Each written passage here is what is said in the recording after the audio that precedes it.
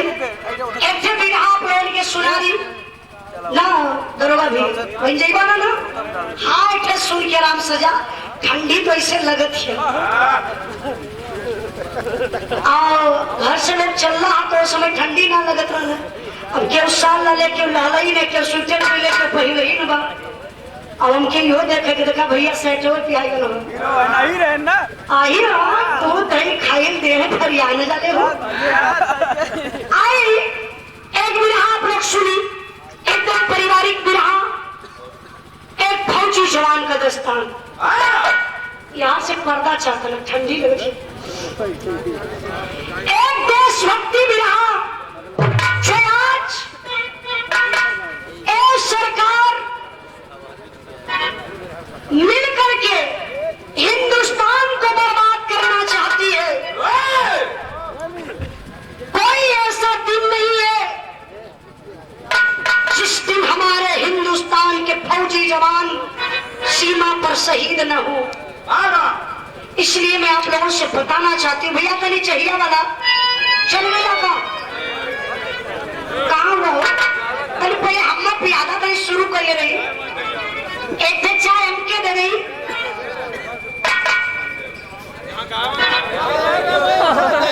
हाँ चाहिए कहीं पी गई बड़ा ठंडा लगा था तो लोग चाहिए पहले तो कुछ बजा ला अपन गा ला तो कोई छूट दे देते लाइक मिनट का आज जाए सब समाजवादी समाजवादी बजाए थे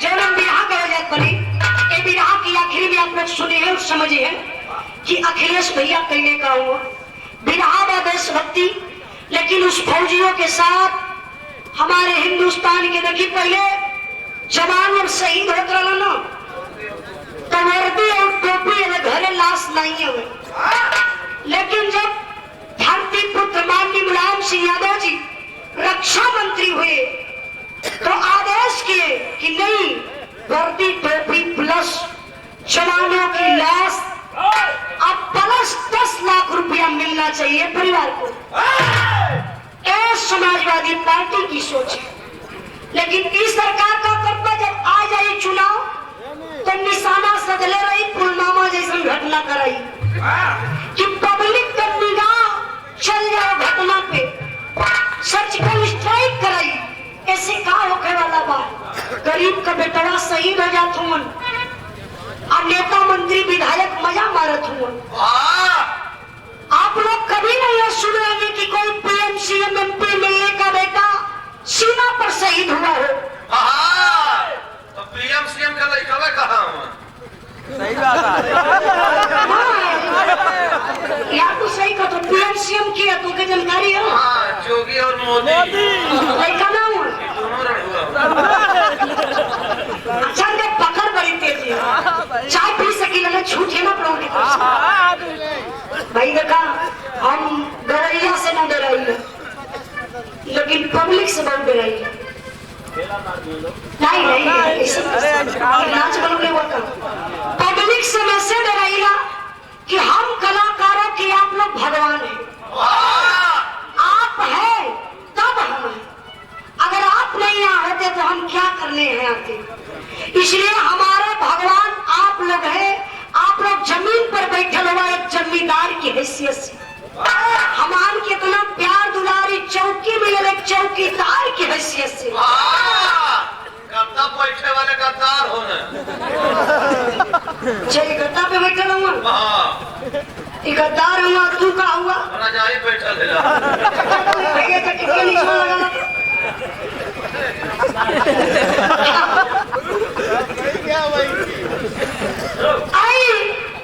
अब उठा बैठी 10-15 मिनट आप लोग मत करिए चाय भी पी ली यही मैं बहुत बहुत धन्यवाद देता हूँ चाय पिए थी आज आप लोग बैठा हुआ कहीं ना कहीं दर्द हो तो चाय वाले भैया से कहा कि अगर चाय पियावे के जेकर इच्छा हो ठंडी के देखते हुए पियादा पैसा हमसे ले लिया पैसा हम आपके दे दे चाय वाला भाई सोच समझ के पियाया सच्चाई हो ठंडी बर्फ था तो जेके चाय हो चाहत हो हाथ उठा दे चाय पी ले पैसा हम दे अब बुढ़ऊ दादा लोगों में तो विशेष ध्यान रहे आओ भाई साहब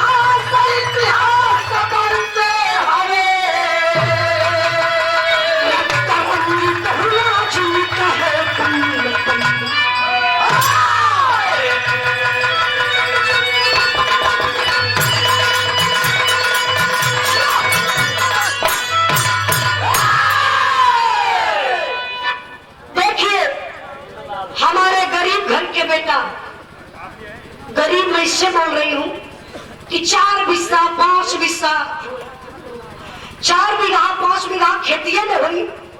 टाटा बिरला का तो बेटा हुआ ना, बहुत बड़ा बिजनेसमैन तो हुआ नहीं। जब भी भर्ती होला तो एक गरीब बाप का बेटा जो धूप में बेचारा परिश्रम करता है, ठंडी को ठंडी नहीं समझता है, बरसात को बरसात नहीं समझता है, परिश्रम करके अगर सीमा पर जाता है तो आज हम लोग चैन की नींद लेते हैं। तब उन नेता मंत्री विधायक का कुर्सी सेट पर चल रहे हैं। अगर आज भैया है साला ना भाई कैसे शान में टक्की उनके मारे थे नहीं पान ले लूंगा थूके ले थूमा अब बोलबो करे भाई होगा पान में ले कैसे बन भाई होगा उसे जब थूकी लगा तो ठीक है। आई एक रानी कवाली का टुकड़ा है मास्टर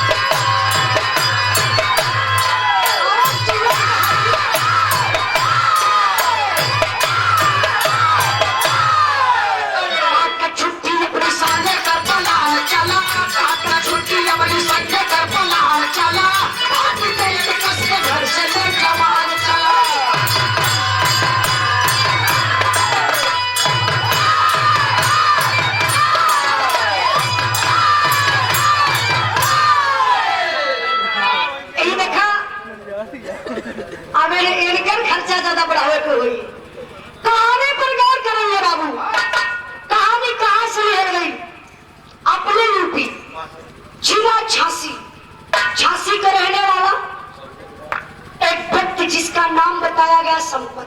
आप लोग जैसे आम इंसान खेती गृहस्थी का काम करे वाले, और उनके मेहरारू का नाम रहल रेखा। मेहरारू मेहरारू समझे थोड़ा ना? अच्छा जाने थोड़ा हमारे आजमगढ़ में अपने मेहरारू के मतलब अपने दुल्हन के मेहरारू कह दिला लोग। अगर बिहार में जेबा तो लोग मऊगी, हमारे मऊगी रहल है ना। यार केहू के कहदा कि मऊगी, हाँ मुर्गी नहीं मऊगी कह दिला तो यहाँ कुछ और समझिए। अब रखा यह संपत के औरत का नाम रेखा। भगवान 3 गो औलाद दिले हुए, अभय, मृत्युंजय, संजय। अब तीनों बेटवन में 2 गो बेटवन का बियाह हो गलो, बड़के बेटन के अभय और मृत्युंजय का, संजय का बियाह ना भलो। बुढ़िया मारी गरज करे बेटा तो ये अपन जवानी बर्बाद करत है। आरती भर्ती करिए है। अरे हम चाहत बनी कि तोरो बियाह कर दे अपने जियत, अब पोता पोती खिलाई गई। संजय के पतिया लग गई। माई के कहला पर संजय शादी कैलन कैसे? एक आरती नाम की लड़की से। अच्छा जब आरती से बियाह भयल 4-6 दिन बीतल बा, और 4-6 दिन बीतने के बाद ये बाबू खुली भर्ती निकल गई। अब संजय गई फिर अपन तकदीर आजमावे बदे, तो देखा हो बाबू अब संजय हो गई फौजी जवान, भर्ती हो गई। जब भर्ती हो गई तो टोला मोहल्ला में फिर चर्चा चले लगल। भैया हई संजयवा के मेहरारू ना ई अरतिया साक्षात देवी बा, ई लक्ष्मी बा। भैया समझ दी भैया, काय अरतिया के मेहरारू लक्ष्मी बा, अरे सॉरी संजय के मेहरारू ई लक्ष्मी बा। अरे काहे संजय इतना दिन से तकदीर आजमावत रहे, हरदम फेल हो के आ जाता रहे, और दुल्हनिया देखा घरवा में आई और देखा भर्ती हो गई। स्पीड बढ़ा दहल। अच्छा देखा अब आरती के लोग बड़े प्यार से लक्ष्मी लक्ष्मी लक्ष्मीनिया कह लगल। धीरे धीरे समय बीतल बा, पति पत्नी के मेल से आरती को गर्व रह गया। गर्व का होला देखो मूर्ख बहन पड़ल हूँ धरती पे। आप लोग समझा बस ई ना समझिए चलिए। नहीं लहरिया इंटर कॉलेज में पढ़ ले, सरकारी में पढ़ता तो कुछ तो ज्ञान मिल ही जा। जब आरती को गर्व रह गया तो महीना बीतल, 9वां महीना लगल। प्रसव की बेला है, घर में खुशी बड़ा अपार बा। संजय छुट्टी लेके घरे आयल हुए, 3 दिन बीतल बा। संजय के बाबू एक बेटा पैदा होता है, घर में खुशी का माहौल सोहर होता बा। लेकिन तबले सीमा से खबर आ गई, संजय का बुलावा आ गया। अब संजय सारी खुशी को दिल में छुपा लेते और चलते हैं कैसे माइकल? क्या बात है?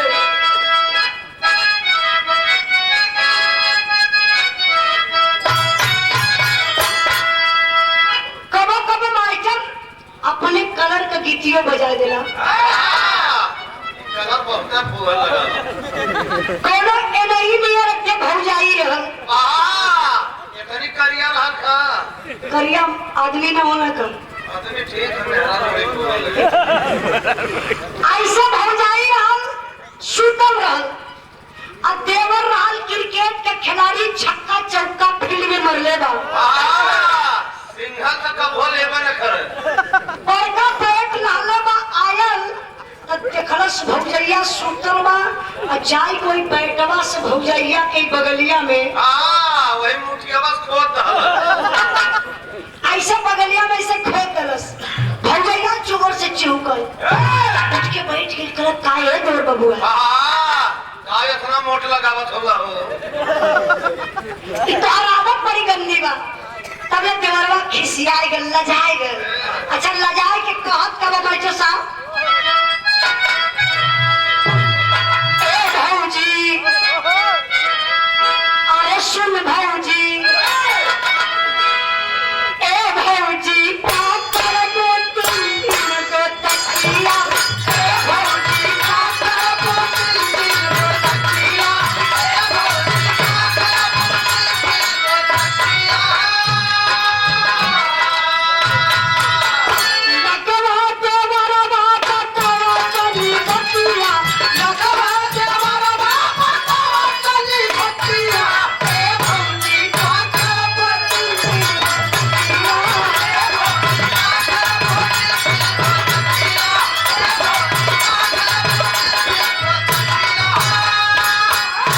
यही गीतिया के प्रतापगढ़ इलाहाबाद सुल्तानपुर में लोग गावेला हल्का से लैंग्वेज तनी चेंज हो गल हो अवधि में हो गल आप लोगन के तरफ कैसे बात हमारे आजमगढ़ में कामन है आइला गईला खैला पियला सुतला आप लोगन के तरफ कैसे बोलाई आए रहे कह रहे खात रहे ओलरा है ऐसे चला ना हमारी गौरी अगर कहा कि खाए के ओलर के दूंगा उसी अरे दादा रे दादा वहाँ तो झूठा का भगवान वाली ओलरा कैसे कह रहे जगह जगह का भाषा होला तो देखा जाए प्रतापगढ़ सुल्तानपुर इलाहाबाद में कैसे गवाले बैठे इलाहाबाद ना रह गए प्रयागराज बेटा लेकिन कहाँ बाबा खा गए नो अरे एक बात हमारे ख्याल लगे सही बात है इलाहाबाद के बदल के प्रयागराज बनौलन बाबा जी और मुगल सराय के पंडित दीनदयाल बनौलन फैजाबाद के अयोध्या करीन है और एक दिन हम देखत रही न्यूज मारे जैसे आप लोग होगा ना इतनी पब्लिक भीड़ लगौले रहल जोगी बाबा की यहाँ अपील करत रहना अपने गांव का नाम बदलवावे बदे वो गांव का नाम बदलते ना हूँ अच्छा वो गांव का नाम का पता आप लोग भी जानते हो वो गांव का नाम है भोसड़ी वाले हाँ सर्च करिए नेट पे भैया झूठ बात नहीं भोसड़ी वाले तो बाबा के यहाँ गए गांव का शिक्षित वर्ग लोग पढ़ल लिखल लोग मान ली महाराज जी हम लोग चाहते हैं कि हमारे गांव का नाम बदल दिया जाए तो जोगी बाबा कलन की क्या नाम है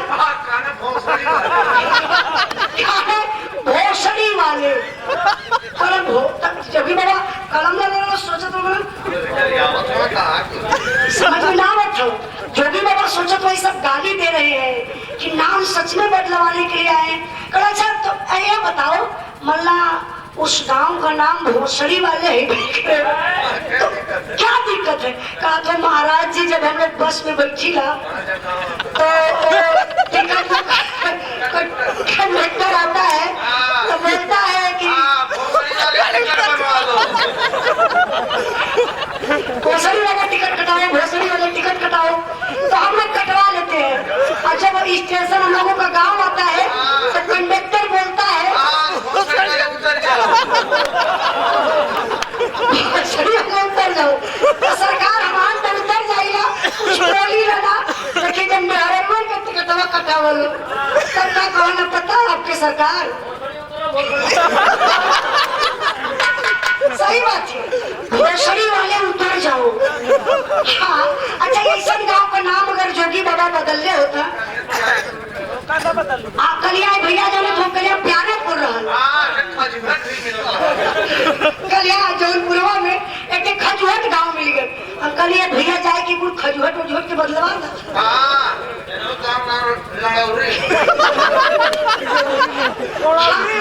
नहीं सही बात है अच्छा गांव का नाम बदलवाना है तो सही सही से बदलावा जाए चौने का बदलने का आवश्यकता रहे अभी आप लोग कवा जाला बनावटी का थी भोसड़ी वाले नेट पे सर्च कर यहाँ देखा आप लोगों के सामने आ जाए आप देख रहे हो ना भैया लोग देख रहे हो ट्रेंडिंग वीडियो देखा वीडियो भी देख रहे हो अच्छा आप बताओ थे कि इलाहाबाद में कैसे लोग गावेला प्रयागराज में मास्टर साहब प्रतापगढ़ में कैसे गावेला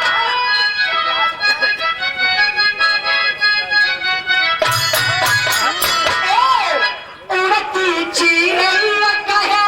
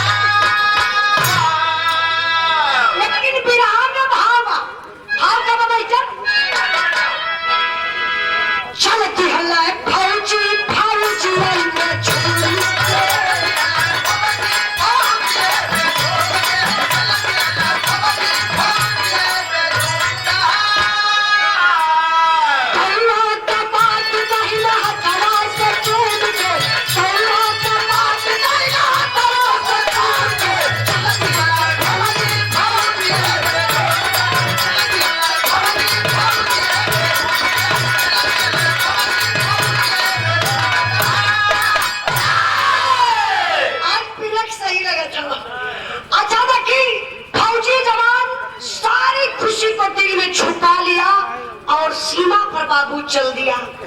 सीमा पर गए तो ड्यूटी कहाँ लगत बा, यही जगह गीत लगे मास्टर।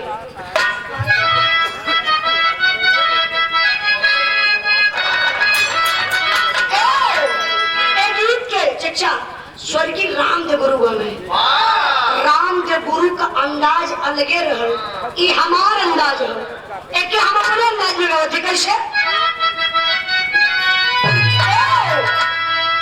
गज भर का गुजारिया गज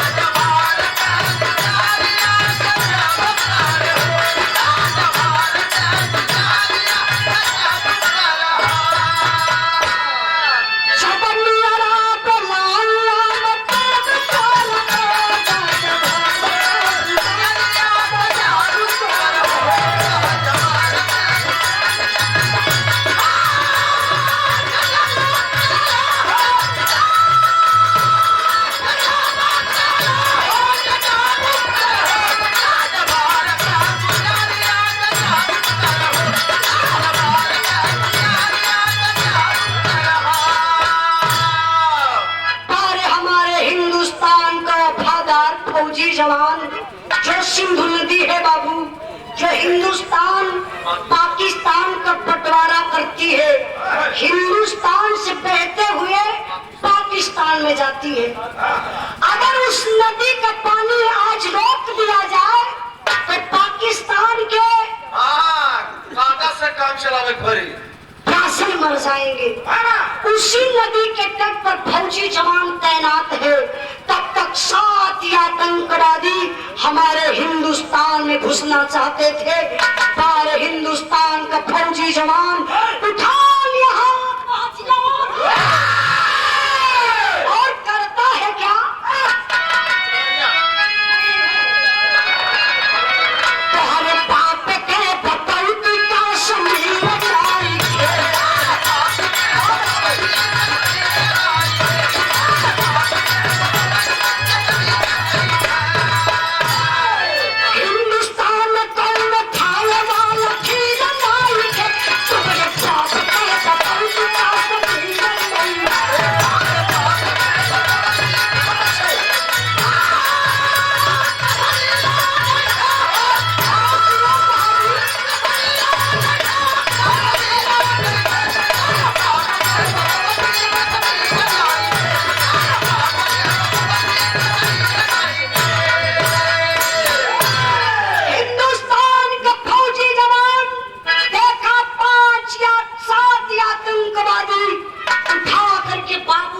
चलाना शुरू कर देता है।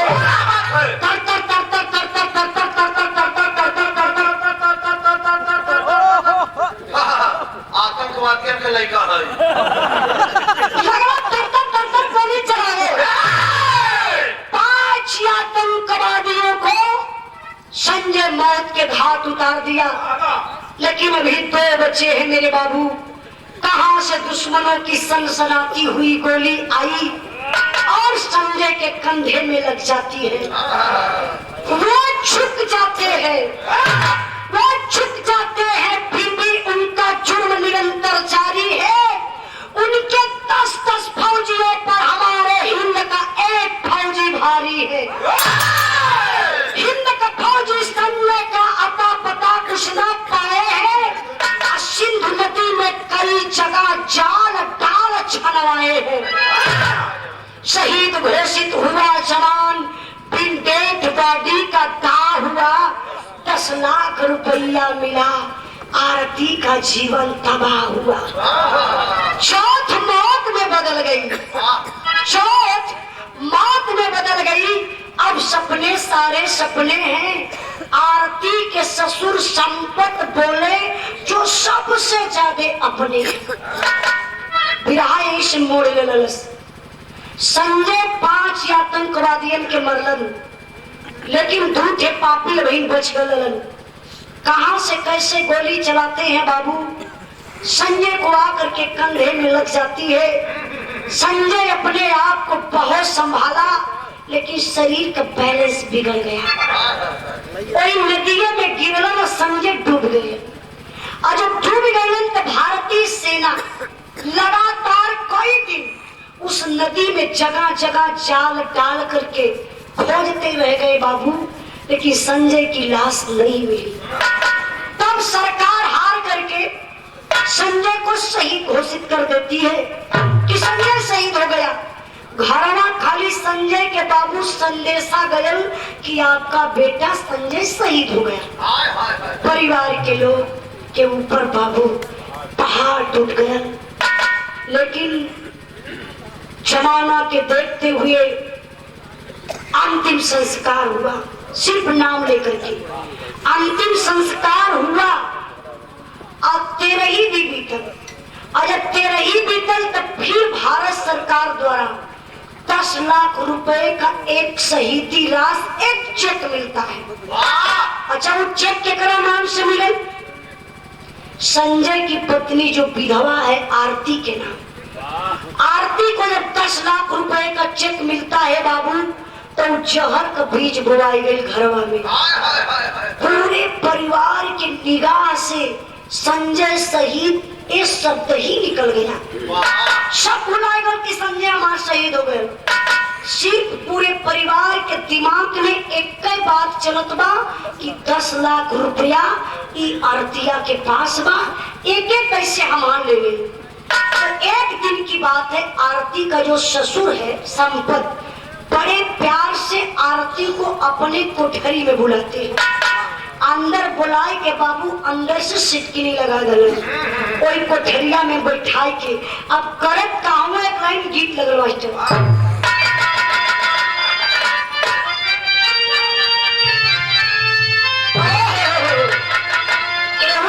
स्वर्गीय राम दगुरु बड़ा लहाई के गाँव में का कोई गाई जो राम दगुरु के मुँह से धुन लगन है कि लगन सुनोयन की मुँह में अब रसगुल्ला के रस टपक जाए। गाँव कैसे गाँव बेटा?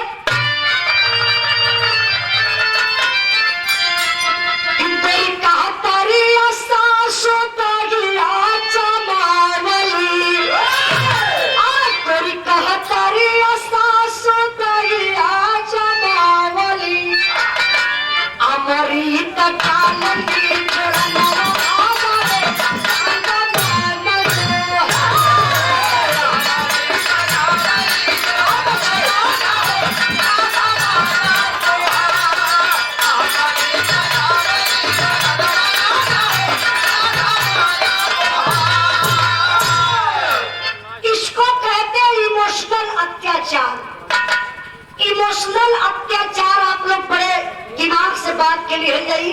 कोई भी अगर आपके साथ इमोशनल अत्याचार करना चाहता है तो आप सबसे पहले सतर्क हो जाइए। आपका अगर दुश्मन है आपसे ऑटोमेटिक आकर के तुरंत सट्टा शुरू कर देता है तो समझ जाइए कि घात लगा के बैठा है।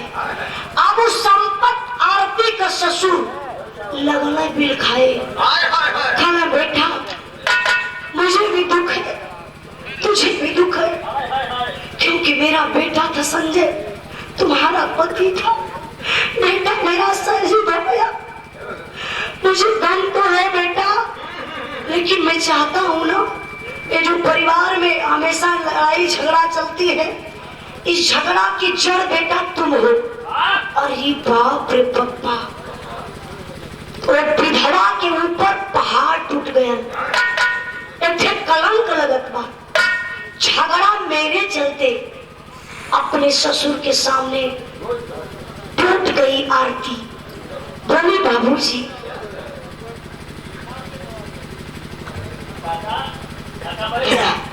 10 मिनट खाली शांत हो जा दादा प्लीज।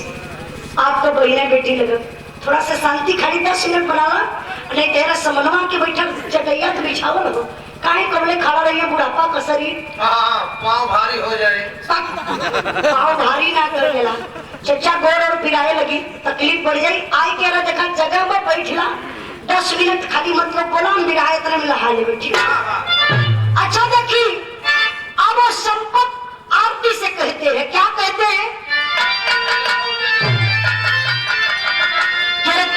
फौजिया जमौतिया के की मोतिया, आज हलस फौजिया जम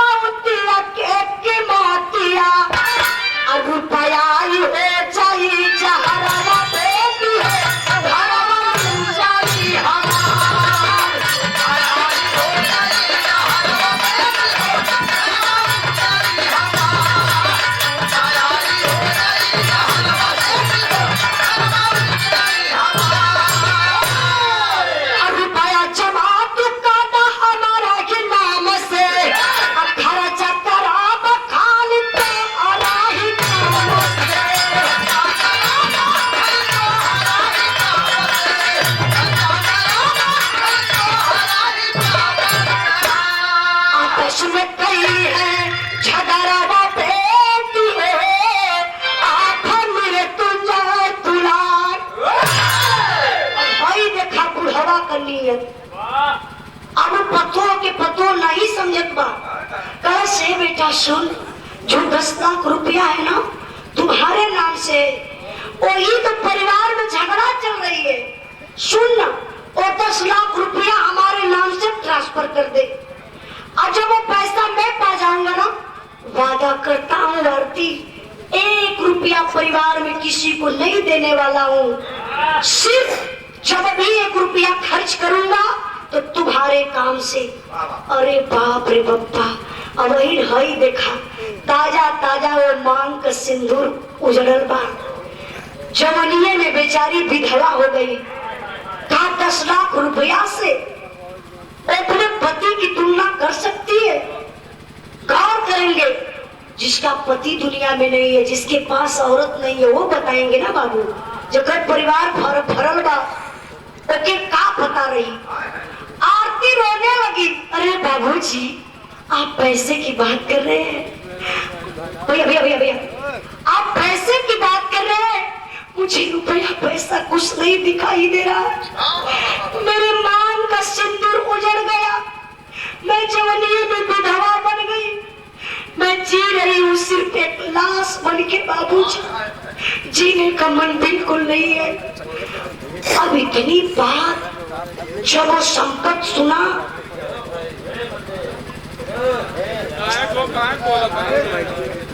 भैया कोई मेरी गलती चुप रहा। सब बतियाओ तो मैं बतिया लेता तो लह जाते कि सब सुना तो खड़ी आप बतियाओ तो।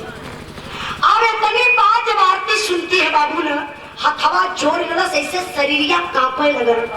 अब कांपत बा, अब गिर के अपने ससुर के पैरवा पर बड़ी ऊंची बात कहलस आरती। का कहलस मास्टर?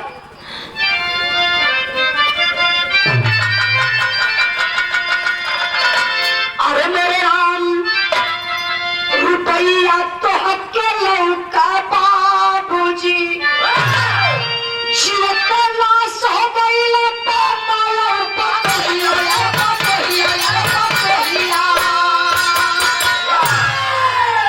आर्थिक रस का है बाबू।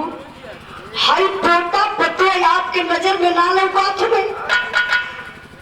अगर ऐसे कुछ करे के हो, अगर तकलीफ हो हमान के जेले से, तो एक काम करा कि जहर देगा खाए के मर जाई और सारी कम बुता जाई। और तनी बतिया जब बुढ़वा सुनलस ना, पहरा गरम न हो गया। जहर दे के हम जेल जाई तो का? वो शायद मारे गुस्सा में पहरे बैठल चारपाई पर। अब बुढ़िया के अपने बलौलस करस, बूढ़ा एक लोटा पानी लिया तो, और जब बुढ़िया पनिया लेके आई तो देखलस कि बुढ़वा के शरीरिया से पसीना गिरत हो। बुढ़िया लगल यार वहां टॉयलेट आवे। देखी हाउ की गायब का गायब? अरे देखे मर गए कि जी कहीं कुछ हो। बुढ़िया लगल टॉयलेट आवे। कहे बुढ़ऊ तो तबीयत ठीक ठाक बाना? अरे का भाई बुढ़ऊ कुछ तो बतावा। बुढ़वा कलस देख रहे बुढ़िया, तबीयत हमार ठीक बा, लेकिन हमार दिमाग ना ठीक बा। करे सुन भी हर तिया कर और 10 लाख रुपया का बोनस। तो छोटकी जहाज हो गई रे। आसमाने उड़त बा, जमीन पर ओकर पैर में ना पड़ता। और बुढ़िया दाव पाई गई। पतोही का शिकायत है ना, लगल बुढ़वा का पेच यही है। आया इठत ना भैया, ओकर पेचिए खराब कर रहा। सुबेरे रहू खत्म हो गई, पैंट पकड़ा दलस।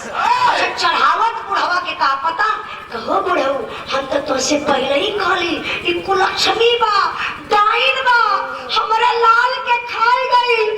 रबाऊ रबाऊ अलालाऊ के खइला रबाऊ। बहुत जल्दी खाई। काहे इनके खाई? ये संपतवा भाई हो। ई के है? संपत हरामी। नहीं, हमारा हारमोनियम मास्टर हो। बुढ़िया रोता, अरे रमाऊ है रमाऊ लालाऊ के खइले और रमाऊ तो हम के खाई। बुढ़वा कल से बुढ़िया सुन बुढ़ौती आगे थे तो खाई बोली का खाई छेड़ दे। तोरे अर्तिया खा जाई रे। सुन हमार दिमाग हो, ऐसे मिल की अर्तिया के खाए जाएगी ना कि पूरा समाज न बता पाई। जबर बच्चियों के चाट के खत्म कर दे रहे। सुन, हमारे दिमाग से खाली चलिए, एक महीना ना लगी आरतिया खत्म हो जाएगी। बुढ़वा कलश की आज के दिन से आरतिया का खाना पानी बुढ़िया वह कलश हो बाबू, खाना पानी नहीं मिलत बा। आरती की तबीयत खराब हो गई, लेकिन है फौजी जवान की बीबी अपने दिल की बात किसी और से नहीं कहती है। अब जो छोटा बच्चा है ना, माँ का स्तन पीता था, वो बच्चा भी बीमार हो गया। अच्छा, बच्चा को बीमारी कौन थी? डेंगू बुखार पकड़ लिया था। और डेंगू बुखार जिस भी व्यक्ति को पकड़ता है बाबू, तो शरीर में खून बनना बंद हो जाता है, प्लेटलेट बिल्कुल घट जाता है। जब घटता तो घटता ही है। और जिसको भी कभी अगर होगा बाबू, तो तुरंत डॉक्टर से इलाज करवाइएगा। देरी करेंगे तो कोई नहीं बचा पाएगा। कैसे पकड़ी साला डेंगू? कहे 70 वाली महाराज ने डेंगू पकड़ी। नहीं, आरती टूट गई। परिवार में कहते रही मेरे बच्चे का इलाज करवा दीजिए, करवा दीजिए, कोई नहीं सुना आरती की बात। तब हार करके आरती बाबू अपने कदम को बाहर निकाल देती है, डॉक्टर साहब के पास जाती है। डॉक्टर साहब जब उस बच्चे की नाजुक हालात देखते हैं तो डांटना शुरू कर देते हैं, ये किसका बच्चा है, इलाज नहीं होगा। अरे इस बच्चों को 2-4 दिन पहले ही मर जाना चाहिए था, अभी कहाँ तक थी तू? आरती रोने लगी, डॉक्टर साहब बच्चा मेरा है, मैं बहुत लाचार व्यक्ति हूँ। डॉक्टर साहब मेरी मजबूरी को सुनेंगे ना, आपकी आंख से आंसू आ जाएगा। डॉक्टर साहब रुक गए, बोलो क्या बात है, बोलो।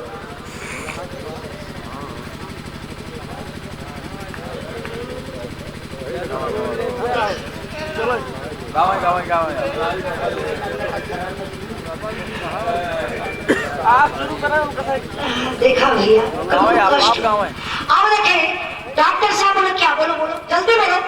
तो आरती बोली, डॉक्टर साहब मैं एक विधवा हूँ, लाचार हूँ, एक शहीद की पत्नी हूँ।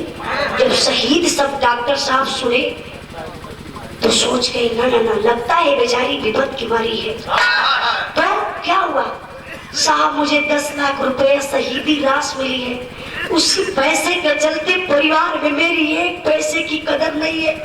मुझे लोग मारते हैं, पीटते हैं, सताते हैं, यहाँ तक कि मुझे लोग भोजन तक नहीं देते हैं।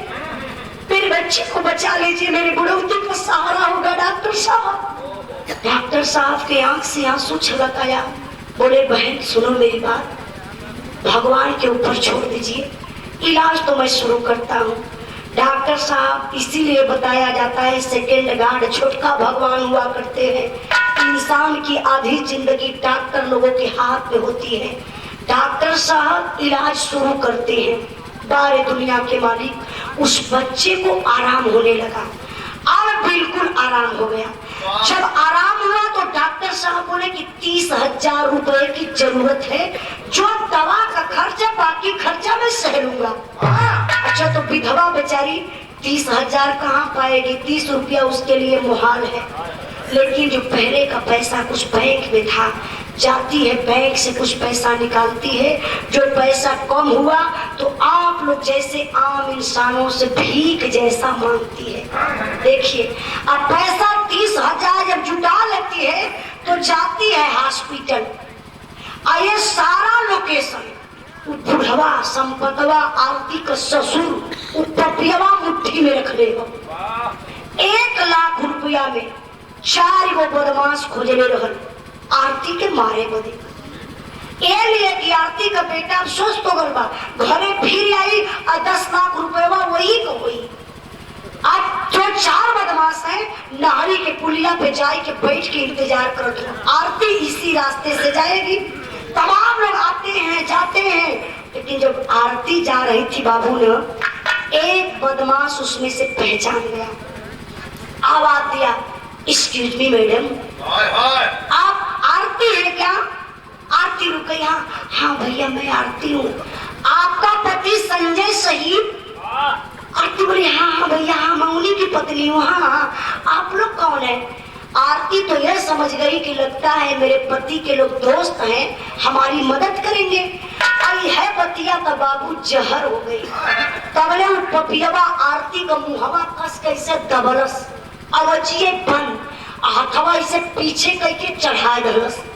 और बाद बाल पकड़े और चारों पपियवा घसीटते हुए नारी से एक रोड कटल बा, दोनों तरफ अरहर का खेत रहल और वही खेतवा में कुछ दूरी पर ले जाए के बाबू उठाए के पपियवा से पटक दहल। अब पटक मुक्कर मारत हमें, अब मारत हमें तो आरती चिल्लात बड़ी के ना अपन जान प्यारा बो बाबू रोत बा। बिरहा में करुण रसा गल, एक अबला की पुकार है। क्या पुकार है?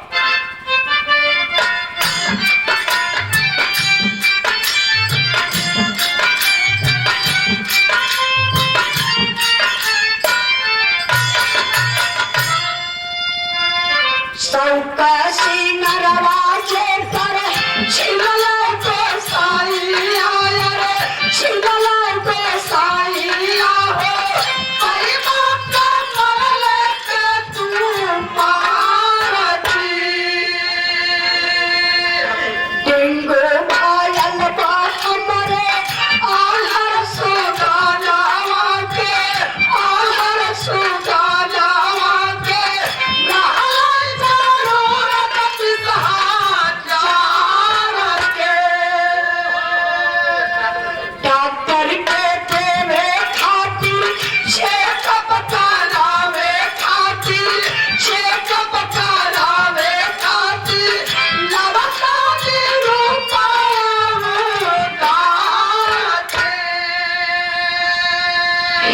सुना शनुराता उजड़ल भैया कोखिया मोजारा जानी, कोखिया मोजारा जानी, अखरे रुपया परिवार के। आरती वही बात कहती है, रे भैया मैं तो खुद मर चुकी हूँ, मैं एक लाश बन के जी रही हूँ। और ये जो मारना था ना, मुझे वो ऊपर वाले मार चुके हैं, मैं मर गई हूँ। लेकिन मेरा एक बच्चा है जो हॉस्पिटल में है, मेरे बगैर ना मेरा बेटा तड़प तड़प के मर जाएगा। मत मारिए भैया, क्या गलती हुई है? लेकिन वो पापी के थोड़ा सा दर्द नहीं आता है। तो आरती ये समझ गई कि जो मेरे पास 30,000 रुपया है, लगता है इसी पैसवा के चलते लोग मार रहे हैं। बैग का चैन खोलती है, 30,000 रुपया निकाल करके आरती उन पापियों के हाथ में रख देती है। फिर भी वो पापी नहीं मानते हैं, मारते हैं। लेकिन बारे दुनिया के मालिक, बताया जाता है बाबू, मारने वाले से बचाने वाली की बाह लंबी हुआ करती है। उसी रास्ते से एक फौजी जवान जा रहा था और जो छुट्टी लेकर घर आया था, अचानक उसके मोबाइल पर फोन आ गया। अच्छा, गाड़ी को अपने रोका और फोन को रिसीव किया, बोला हेलो। जब ये हेलो बोला तब तक वो आवाज आरती की चीखने चिल्लाने की आ रही है। फौजी जवान समझने में देरी नहीं किया, बोला यार ये कहीं से किसी की आवाज आ रही है, कोई लाचार बेसहारा लगता है मुझे। बोला भाई जरा फोन रख, तो फोन रख दिया। इधर उधर देखा और जब झुक करके देखा बाबू अरहर के खेत में, तो एक औरत पर 4 पापी गिद्ध जैसे जुटे हुए हैं। कंधे पर एक बैग था, फौजी जवान निकाल कर फेंक दिया, दौड़ गया। जब आरती के पास जाता है तो चारों बदमशवा 4 दिशा में भागना। हिम्मत नहीं हारा, फौजी जवान जा करके एक का कॉलर ही पकड़ा और घसीटते हुए लाया और लिया के आरती के बगलिया में उठाई के पटकले। अब पटक के ठेहुनवा छतिया पे लगाए के और जब 4 केहुली जहलस न, लगना 100 रुपया गिने फर देरी करताल गिनवा, पहले 30,000 जमा करो। जब लगल केहुली ना तो मुहे से गेजार होए लगल, ऐसे उठा था और गिर जाता। कई बार उठल गिरल, फौजी जवान बोला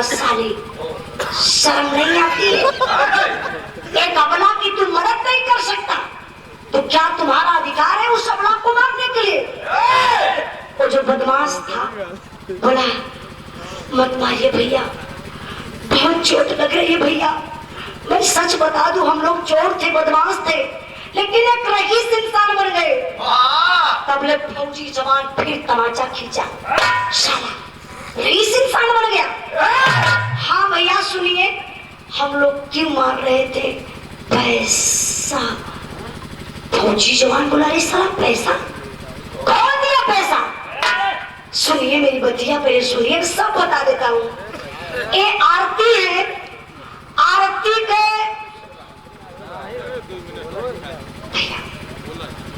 बस 2-3 मिनट काबा तो काट के झड़ देगा कि बैठ जाएगा, लेकिन फिर आप पर ध्यान देंगे।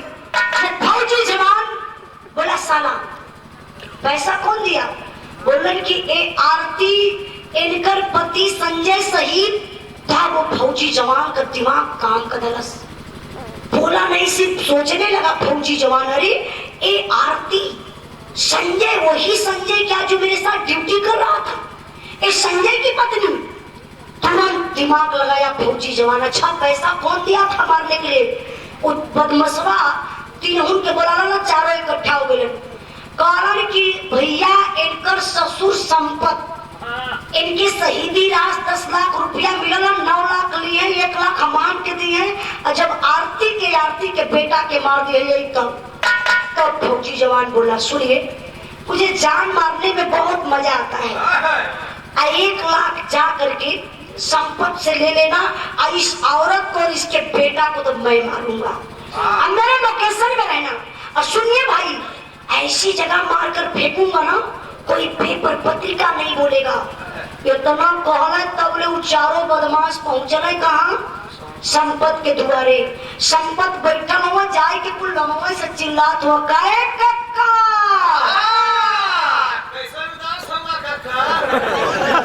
ऐसा कहते कि काम हो गया।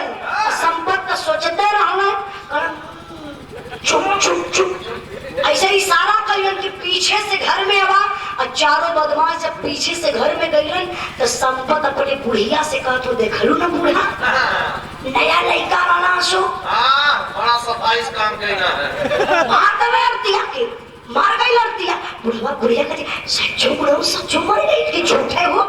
अरे मर गई, लेवा 1 लाख रुपया था, जल्दी भगवा इन्हान के। अब बुढ़िया यहीं झट कर जाती हो, बक्सा खोले। विराह के सुनने वाले भैया बाबू जरा गौर करेंगे, आज तो बुढ़िया का पतो मरल तो बड़ा खुश बा। अब कहीं ऐसा कांड अगर बुढ़िया के बिटिया के साथे हो, 1 घंटा में 8 लाइन भी होश हो, उसका वो हॉस्पिटल में रहती, उनका हाथ उड़ घोर के फेंकाए जाता, इतना जोर कूदती मौसी। सुना, चाय के बक्सा खोलस, 1 लाख रुपया निकाल के चारों बदमाशन के दे दलस, चारों लेके 9 तो 11 हो गए। और जब चारों चल गए बाबू, अब हई बतिया यही छोड़ दा, बुढ़िया बुढ़वा खुश हो गए, 10 लाख हमारे नाए हो जाए ट्रांसफर। जरा से गौर करेंगे, जहाँ फौजी जवान के गोलियां लगल बा, जहाँ नदिया में डूबल बा, वहाँ का भरमाइटर पिढ़ा में आल्हा लगा दा।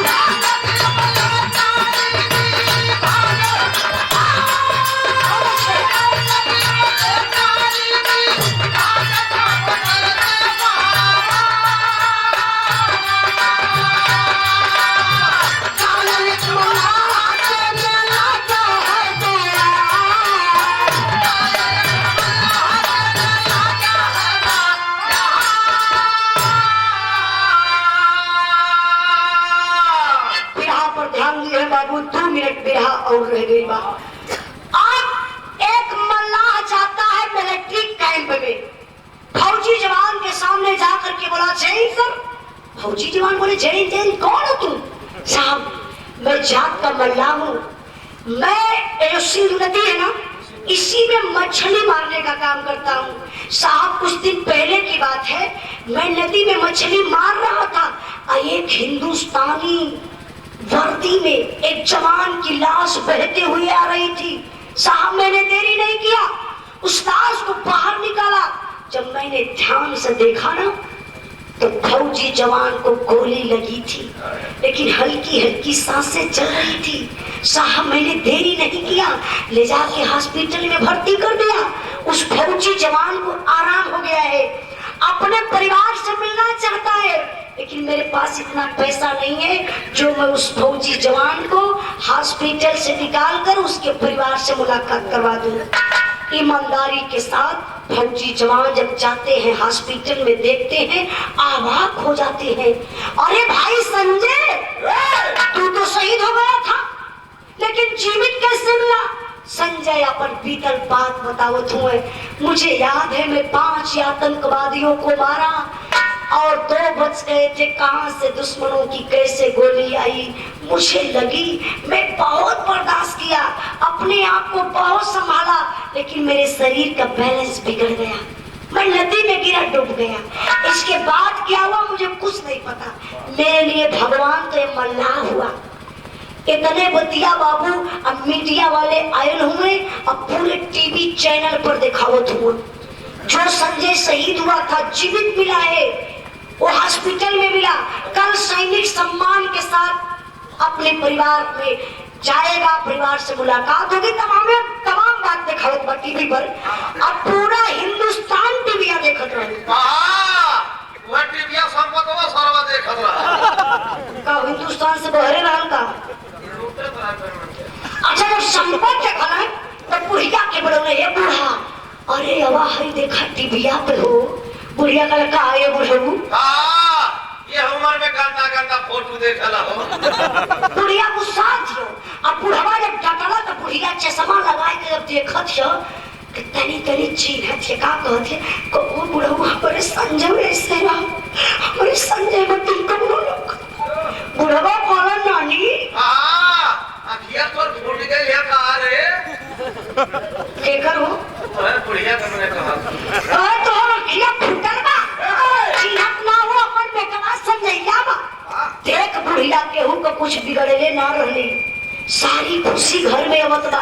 अरे टाइम तो अरतिया ना रहल, पहली खुशी की अरतिया मर गई, गौर करेंगे बाबू। अब दूसरी की खुशी देख, 10 लाख जो ना मरनाएं ट्रांसफर हो गई रही। तीसर की खुशी देख बेटवा जियत मिलल। चौथ की खुशी बुढ़िया रुपया फिर न कमाई रे। पांचवी खुशी संजैया के अब की बार बियाह करब ना। निम्मन पतो ले दोनों जने काम चली रे। अरे वह बूढ़ी बूढ़ा तेल पानी लगाई। सही बात है, कहा दहेज पे ऐसा लगे ना टोला पहला देखी। अरे भैया कल भयल, अब तब ने सैनिक सम्मान के साथ जब संजय घरवा आइलन तो आप लोग जैसे बिरहा सुना जुटल हुआ, पूरे क्षेत्र का भीड़िए जुट गई। पूरी पब्लिक खाली संजय के देखे बदे कि जो संजय शहीद हुआ था वह जीवित मिला, आखिर कैसा होगा। ऐसे मंच लग रहा संजय बैठल हुए और मीडिया वाले फिर पहुंचे, सवाल पर सवाल करेंगे। संजय अपने अंदर की फीलिंग बताइए, आप शहीद हो गए थे, मम्मी मिले, पापा मिले, परिवार मिला। तो संजय आर्यन वारियन से ताकत भाग सारे पहले में हरालू हो जाता कुल। तब वो बुढ़िया संजय कमाई बरख गई कि संजय का यहाँ का खोजत हो। घरवा में से आई और संजय का ऐसा मुहमा सुरावत और अकवरिया में पकड़ के कहले लाल हो, हम बुझत हिला हीरा अखिया जे के तोर खोजत बनल लगू, ओकर अखिया तो के खोजलस लाल लाल। जब 10 लाख रुपया पौलस तारते रहिए तभी दौलस हो हीरा, कौनो दूसरे मर्दे के साथे भाग गई। अरे बाप रे पप्पा, जो इमोशनल में था संजय ना तेवर में आ गया। अब संजय के काम मालूम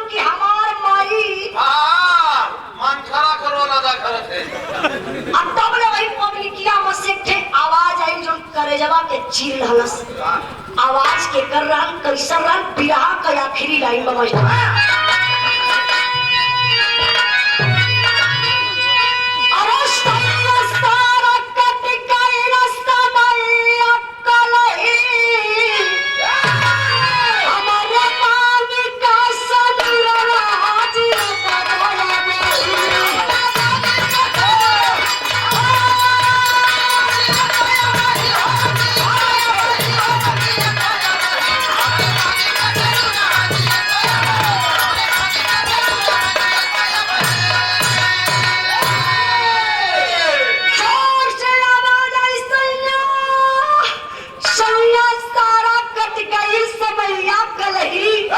हमारे मांगी कैसे जियत बया वही। अब हे आवाज पूरी पब्लिकियत पीछे मुड़ के ताके लगल।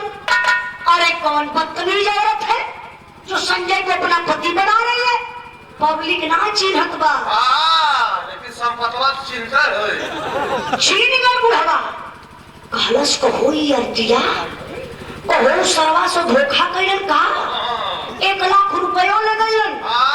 जियते पहुंचाऊ रहना आय अर्तिया जियते बुढ़वा का पेट लगल गए हम घबराए गए और डिब्बा का पानी उठौलस और धीरे से सिवान दबा लगस।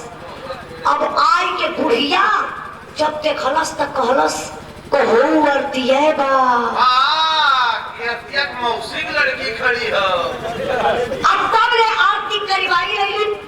अब छीन गई बुढ़िया चाय की अपने बेटवा की अखबारी में पकड़ के लगल बनाउटी भैया रोए हो का कहते पता हो कार लाल हो लाल डाइन खड़ी है डाइन कहाँ खाली खड़ी रही है कौनी जगह संपत्ति धर्मा तैयारियन हथवा का कर छुआ। अरे हमार सीधा है थोड़ा तैयारियन कर देता तो बुढ़िया करस अरे लाल आई गई डैनिया तो के त खलिए रहल फिरो खाई लगल आई है बतिया कह के बुढ़िया धड़ाम से गिरल। आग लगल लोग बेना डलावे मतलब लोग का खराब कर दिया बुढ़िया का हार का की उभर गए। अब तब ले बाबू हो आरती जब करीब में आई ना सारे संजय फौजी खींच कर मार दिया आरती को एक तमाचा। यही मलपटवा पर जब लगल आरती धड़ाम से गिरी उठ के बैठ गई कहे स्वामी जी आप हमके ना चीरत होगा हमके वाली हमके चीना हम आपका वह आरती जो 3 दिन का छोड़ के अपने बेटवा के सौरिये में गलला ये आपका बेटा संजय फौजी गुस्सा में लाल हो गया। सुन मेरी बात आरती मैं पहचान रहा हूँ तू मेरी पत्नी थी लेकिन पत्नी है नहीं अब तू मेरी।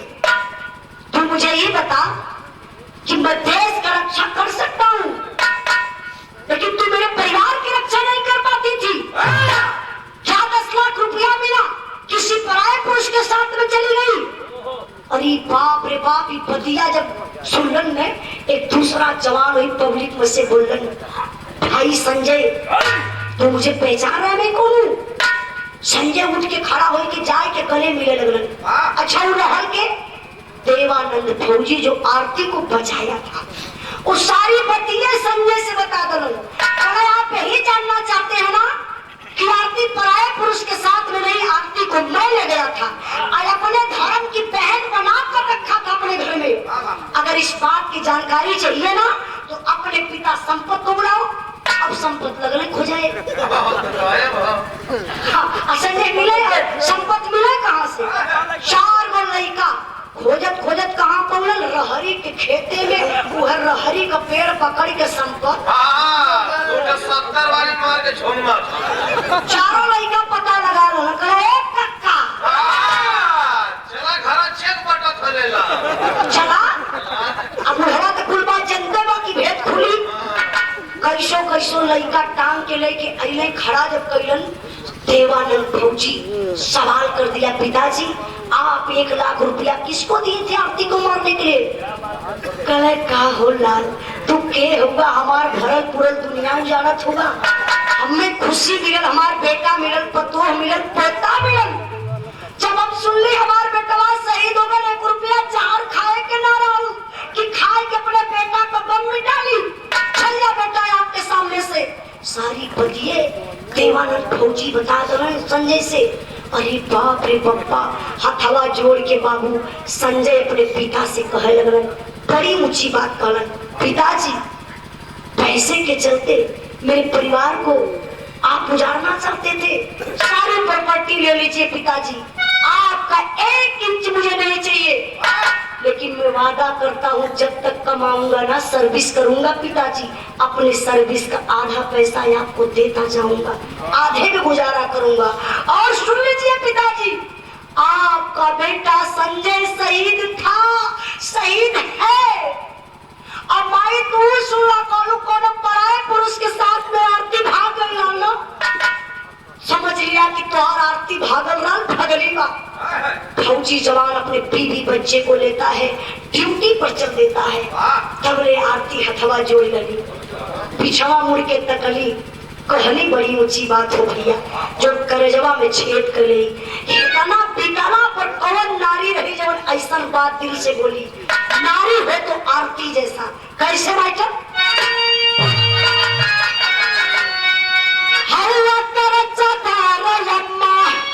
बाबू के एहसान के हम के छोड़ा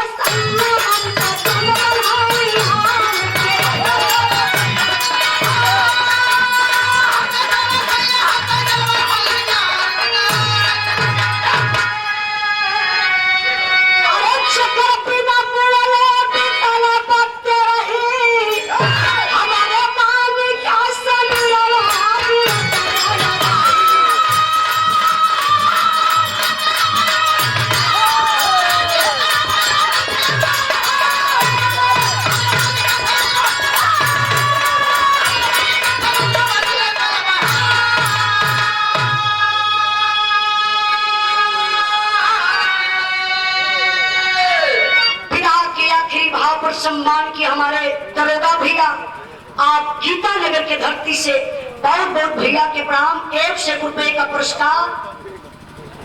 अरे देवा क्या बात है, बारे भैया बहुत बहुत प्रणाम। विराह सुन के बड़ा खुश भइलन, आनंदित भइलन, एक पारिवारिक विराह रहा, 1 रुपए का पुरस्कार दरन कहीं गुप्त दान नहीं, इस सबसे बड़ा दान हो। बहुत बहुत भैया के प्रणाम, 1 रुपए का पुरस्कार। आरती कहली स्वामी जी हवा कर्जदार। आप लोग नौजवान भाई जरा गौर करेंगे उस आरती के बात को, जो माई बाप पैदा करेलन तो बहुत बड़ा अरमान लेके आरती हुए बतिया कली की हवा कर्जदार अम्मा बापू के एहसान के। ए स्वामी जी हाई मम्मी पापा आपके पैदा करिए बहुत बड़ा अरमान लगा के, हम तो केहू और के बिटिया हिला या लोगन का पतो न हिला, हमके कष्ट मिला हम झेल रही, हो सकत की कष्टवा न झेले हुई तो हमारी वापस सिंदूर न आवत। तो सुना ना स्वामी जी, हाई मम्मी पापा अपने करनी पर पश्चाताप करत हुआ, बुढ़िया बुढ़वा खाली हथवा ऐसे नीचे न रोई जाए और न बोली जाए, खाली टुकुर टुकुर ताकत हुई। तब आरती करी स्वामी जी, मम्मी पापा के बिसरावा मत साथे में लेके चला, बुढ़ापा हमार पार कर देवे। ये अपने गलती के एहसास लोग करतो, पश्चाताप करतो। पार संजय फौजी अपने बीवी के कहने पर मम्मी पापा को साथ में लिया और अपने बीवी बच्चे को लेकर के ड्यूटी पर चला गया जवान। आज भी ड्यूटी पर तैनात है संजय। परसों संपत्ति ते रही भी कार्ड बांटत हुआ। तो बिरहा के शुरू में भैया हमार पूरा बिरहा देने का मतलब ये है कि दुनिया में रुपया पैसा बहुत कुछ है लेकिन सब कुछ नहीं है। तो हर आदमी एक समान नहीं हो सकते हैं। कुछ गाँव बाजार में गलती भूल हुई आप लोग क्षमा करने का कष्ट करेंगे। आखिरी कहना बमाई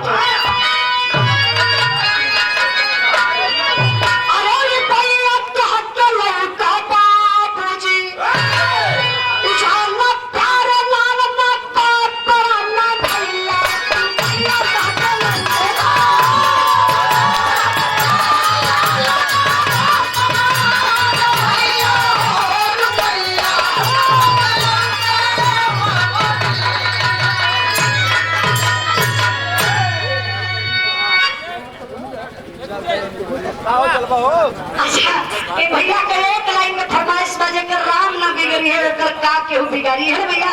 चलिए एक लाइन इनकर फरमाइश बा 100 रुपए का पुरस्कार समझदारों के लिए इशारा काफी है। आगे मैं चले एक लाइन दोहरा दी एक गा दी एक लाइन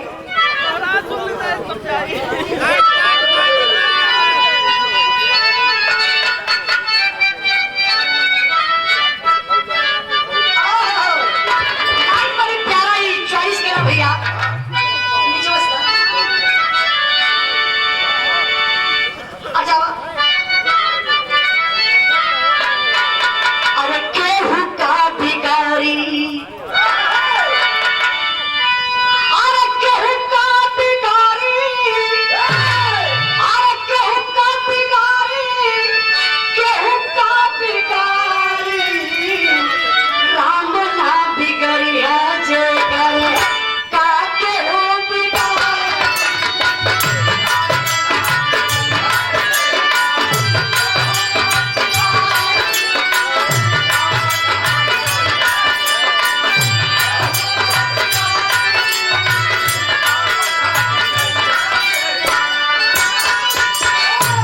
अच्छा भैया पर हो गई ना हमारे यादों ना रल तब गवा देना तो बहुत बहुत धन्यवाद। कुछ गाँव में जाओ में गलती बन गई तो आप लोग क्षमा करने का कष्ट करेंगे।